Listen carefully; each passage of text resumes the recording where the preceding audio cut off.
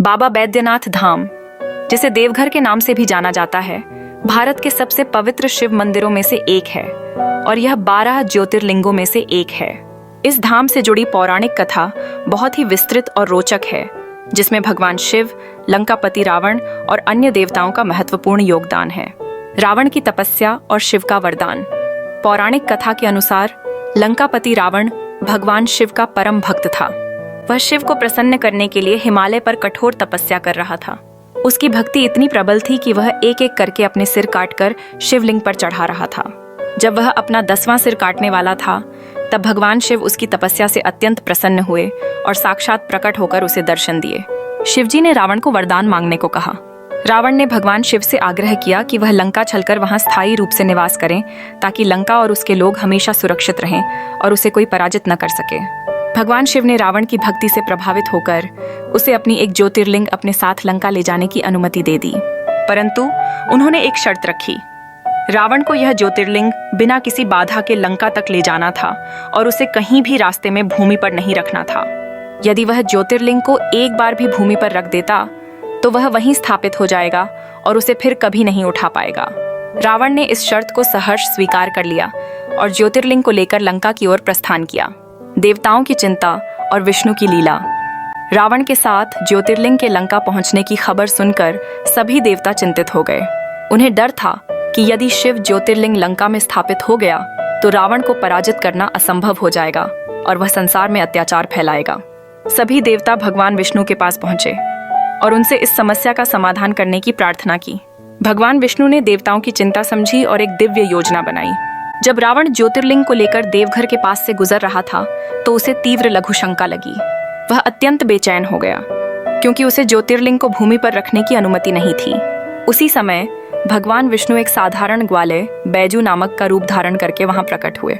रावण ने उस ग्वाले को देखा और उससे आग्रह किया कि वह कुछ समय के लिए ज्योतिर्लिंग को पकड़ ले, जब तक वह लघुशंका से निवृत्त हो जाए। ग्वाले रूपी भगवान विष्णु ने शर्त रखी कि वह ज्योतिर्लिंग को अधिक देर तक नहीं पकड़ सकते और यदि वह भारी लगा तो उसे भूमि पर रख देंगे। रावण ने सोचा कि वह कुछ ही मिनटों में वापस आ जाएगा, इसलिए उसने ग्वाले को ज्योतिर्लिंग सौंप दिया और लघुशंका करने चला गया। ज्योतिर्लिंग की स्थापना और बैद्यनाथ नाम। कहते हैं कि रावण लघुशंका करने गया तो भगवान विष्णु की माया से उसे इतना समय लग गया कि वह घंटों तक निवृत्त नहीं हो पाया। इधर ग्वाले रूपी भगवान विष्णु ने देखा कि रावण को वापस आने में देर हो रही है और ज्योतिर्लिंग का भार बढ़ता जा रहा है। उन्होंने 3 बार पुकारा और जब रावण वापस नहीं आया तो ग्वाले ने ज्योतिर्लिंग को भूमि पर रख दिया। जैसे ही ज्योतिर्लिंग भूमि पर रखा गया, वह वहीं स्थापित हो गया। जब रावण वापस लौटा तो उसने देखा कि ज्योतिर्लिंग भूमि पर स्थापित हो चुका है। वह क्रोधित हुआ और लाख कोशिशों के बाद भी शिवलिंग को उठा नहीं पाया।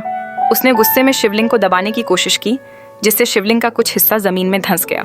चूंकि ग्वाले का नाम बैजू था और उसके हाथों से ही ज्योतिर्लिंग की स्थापना हुई थी, इसलिए इस स्थान को बैद्यनाथ धाम या बाबा बैद्यनाथ धाम के नाम से जाना जाने लगा। एक और मान्यता यह भी है कि भगवान शिव ने रावण को वैद्य, चिकित्सक के रूप में दर्शन दिए थे और उसके 10वें सिर को वापस जोड़ दिया था, इसलिए यह स्थान बैद्यनाथ कहलाया। शक्तिपीठ का महत्व। यह मंदिर एक ज्योतिर्लिंग होने के साथ साथ एक शक्तिपीठ भी है। पौराणिक कथाओं के अनुसार जब भगवान शिव अपनी पत्नी सती के मृत शरीर को लेकर तांडव कर रहे थे, तब भगवान विष्णु ने सुदर्शन चक्र से सती के शरीर के 51 टुकड़े कर दिए थे। मान्यता है कि सती का हृदय इसी स्थान पर गिरा था, जिसके कारण यह एक शक्तिपीठ भी बन गया है। इसीलिए बाबा बैद्यनाथ धाम में शिव और शक्ति दोनों एक साथ विराजमान हैं, जो इसे और भी महत्वपूर्ण बनाता है। आज भी लाखों श्रद्धालु हर साल बाबा बैद्यनाथ धाम आते हैं, खासकर सावन के महीने में पवित्र गंगा जल लेकर कांवड़ यात्रा करते हुए। यह माना जाता है कि यहाँ सच्चे मन से मांगी गई हर मनोकामना पूरी होती है। इसीलिए इस ज्योतिर्लिंग को कामना लिंग के नाम से भी जाना जाता है। अगर आपको यह कहानी अच्छी लगी तो लाइक, शेयर, कमेंट्स एवं सब्सक्राइब जरूर करें। आपकी सहयोगाधारित प्रयास अनुग्रहित है।